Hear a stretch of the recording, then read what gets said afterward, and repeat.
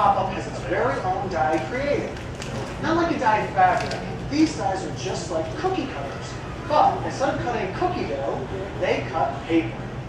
Very thin strips of metal are inserted into a handheld die and pounded back and forth until they're in the exact same shape as the cookie cutters. So if we bring in the printed sheet, you can begin to see how this is going to work.